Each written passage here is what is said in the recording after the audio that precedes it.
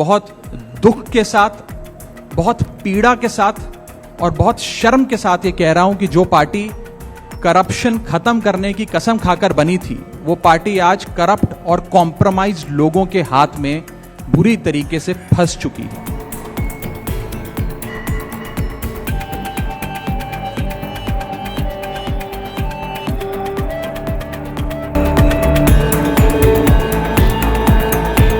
ये सातों नाम पंजाब की जनता को याद रखना चाहिए।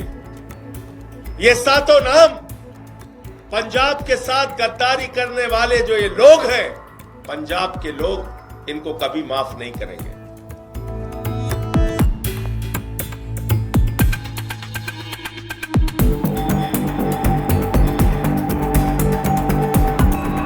देश की राजनीति में सबसे ज्यादा चर्चा जिस एक खबर की है वो है आम आदमी पार्टी को लेकर।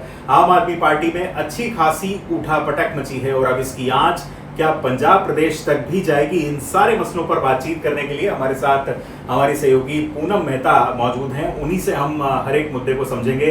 तो सबसे पहले पूनम, मैं आपसे ये समझना चाहूंगा कि अब जबकि आम आदमी पार्टी में इतनी बड़ी धोखाड़ हो गई है, 7 सांसद बागी हो गए हैं और उन्होंने राज्यसभा में अपना पत्र भी दे दिया है, आम आदमी पार्टी की इसमें क्या रणनीति है यहां से आगे? और साथ में ये भी समझना चाहूंगा कि सारी नजरें अब राज्यसभा के सभापति के ऊपर हैं कि वो क्या फैसला लेते हैं। जी, और सबसे इम्पोर्टेंट बात है कि राज्यसभा के सभापति आज जयपुर प्रवास पर हैं, इसलिए इस मुद्दे पर चर्चा नहीं हो पाई है। जिस तरह से संजय सिंह ने प्रेस कॉन्फ्रेंस की और कहा कि इस मसले पर वो चिट्ठी लिखेंगे कि इन 7 के 7 लोगों की सदस्यता चली जाए। और इसके लिए जो आम आदमी पार्टी का तर्क है, उनका कहना है कि जो संविधान संशोधन हुआ था उसमें 10वीं अनुसूची की जिस उपधारा के हवाले देकर राघव चड्ढा ने ये कहा कि वो 2/3 बहुमत उनके पास है, लिहाजा वो जो है विलय कर रहे हैं भारतीय जनता पार्टी में।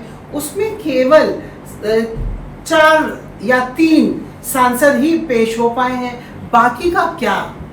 इस सवाल को लेकर उन्होंने सभापति को चिट्ठी लिखने का फैसला किया है। लेकिन जो मेरी बात हुई है संविधान विशेषज्ञ जो राज्यसभा कवर करते रहे हैं पदाधिकारियों से, उन्होंने कहा कि जब वेंकैया नायडू उपराष्ट्रपति थे और सभापति थे तो ऐसा ही मामला हुआ था।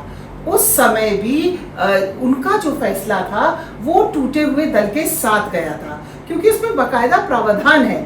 10 सांसद थे, 10 में से 7, यानी इसका 2/3 6 कुछ होता है, 7 सांसद टूटे हैं। तो पार्टी की जो राज्यसभा में कोरम था वो पूरी तरीके से विखंडन के साथ गया है। इसलिए साफ तौर पर कहा जा सकता है कि राघव चड्ढा और उनके साथियों का भाजपा में विलय तय है।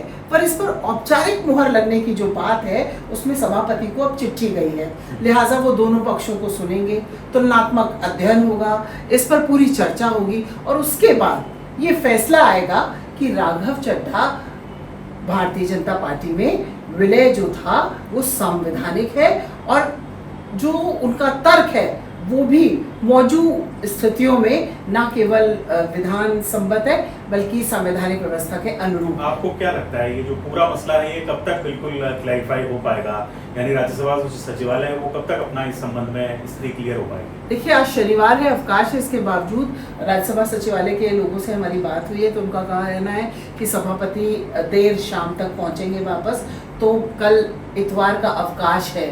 यदि वो बावजूद अवकाश के इस मुद्दे की अहमियत को समझते हुए इसका संज्ञान ले लेते हैं और पूरे मामले की जांच करते हैं तो सोमवार तक ये माना जाना चाहिए कि इस मसले पे दूध का दूध पानी का पानी हो जाएगा। लेकिन अब तक जो रार मची हुई है आशुतोष, आप तो आम आदमी पार्टी को पहले से जानते हैं, टूट और नाराजगी नई बात नहीं है, तो उस परिप्रेक्ष्य में भी इसको आपको देखना होगा। चलिए, तो इसका संवैधानिक पक्ष हुआ, लेकिन मैं आपसे ये समझना चाहता हूँ पूनम, लंबे समय से आपने भी दिल्ली की राजनीति को कवर किया है और आम आदमी पार्टी को देखा है, क्या पहले से ऐसा अंदेशा था कि आम आदमी पार्टी के खिलाफ इतनी बड़ी मुहिम अंदर खाने यहाँ पर चल रही है, या असंतोष इतना ज्यादा व्यापक हो चुका है कि अब वो टूट के रूप में सामने आएगा, ये आपको अंदेशा था? या हम ये कहें कि झाड़ू यहाँ पर आप यहाँ बिखरी है या बिखेरी गई है? देखिए, झाड़ू का जो ये पूरा आपको सामने दिख रहा है, इसके पीछे की कहानी जो है ना आशुतोष, वो बहुत महीन है। कहानी की नींव तो तभी पड़ गई थी जब पंजाब का चुनाव हो रहा था और उसको जुटाने, इस पूरी जीत को सुनिश्चित करने वाले दो ही लोग थे, राघव चड्ढा और संदीप पाठक। लेकिन जब पार्टी के नेता जेल गए उस समय राघव चड्ढा लंदन चले गए और पंजाब में जो स्थितियां थी, हालात ऐसे थे और राघव चड्ढा का एक बयान भी नहीं आया। और उसके बाद जैसे ही ये जेल से छूटे तो पंजाब की कमान अरविंद केजरीवाल, मनीष सिसोदिया और सत्येंद्र जैन ने संभाल ली। अब वहां पर संदीप पाठक और राघव चड्ढा का कद लगातार कम करते गए ये लोग। तो जो अंदर खाने की पॉलिटिक्स थी वो उबाल मारी रही थी। उस पर जब बजट आया, बजट चर्चा का राष्ट्रपति अभिभाषण का जवाब में राघव चड्ढा ने बात की, लेकिन उनके जो सुझाव थे वो पूरी तरह से बीजेपी को समर्थन देने वाले थे।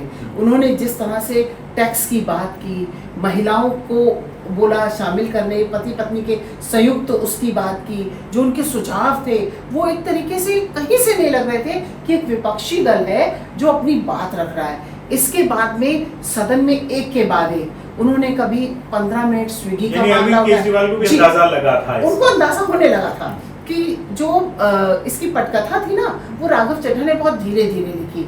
संदीप उसके बैक एंड से उनको सपोर्ट कर रहे थे। संदीप हाउस में खुलकर सदन में नहीं बात करते थे, लेकिन राघव सदन में खुलकर बात करने लगे थे। और यही वजह थी कि बहुत मर्तबा हम लोगों ने देखा कि जिस समय निर्णय होता था विपक्ष का तो संजय सिंह लीड लेते थे और वो सबको उठा के बाहर लेके जाते थे।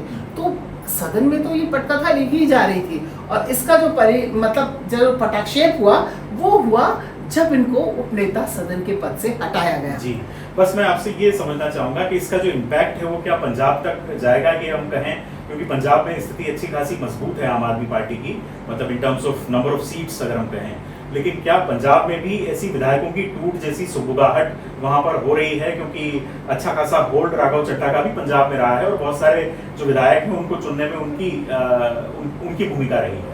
देखिए, पंजाब में भारतीय जनता पार्टी का जनाधार और नेता नहीं है, लिहाजा वहाँ भारतीय जनता पार्टी कमजोर है। वहाँ दो ही दल हैं, कांग्रेस और आम आदमी पार्टी। कांग्रेस के जो प्रमुख हैं उन्होंने दावा किया है कि 40 ऐसे विधायक हैं जो टूटने के लिए तैयार हैं। वहां पर पार्टी ने 92 विधायक बीजेपी के साथ संपर्क, जी 117 में से 92 बड़ी मेजोरिटी थी इनके पास, और मेजोरिटी के लिए केवल इनको 58 चाहिए थे, यानी 33 विधायक अधिक है। ऐसे में अगर 40 टूट के जाते हैं तो क्या होगा ये देखने की बात है। लेकिन आशुतोष जी, अभी की स्थितियां जो है ये है, पंजाब पर इम्पैक्ट पड़ना तय है, क्योंकि संदीप और राघव ही वो दो लोग हैं जिन्होंने लोगों को इकट्ठा किया था, उनको टिकट बांटी थी और जिताया था। जाहिर तौर पर तो सबसे अहम जो नजरें हैं वो दो जगहों पर हैं। एक तो राज्यसभा सचिवालय इस संबंध में क्या सभापति फैसला करते हैं, और दूसरी जो अहम बात है वो पंजाब, क्या पंजाब में भी इस अंतर्कलह की गूंज सुनाई देगी और आम आदमी पार्टी का एक कुनबा टूटकर बीजेपी से जा मिलेगा। जाहिर तौर पर हम ये कह सकते हैं कि मुख्यमंत्री भगवंत मान के लिए चुनौतियां आ सकती हैं पेश आने वाले दिनों में। अगर आप ये वीडियो YouTube पर देख रहे हैं तो हमारे चैनल को सब्सक्राइब कर बेल आइकन दबाएं, और Facebook पर देख रहे हैं तो हमारे पेज को लाइक करें।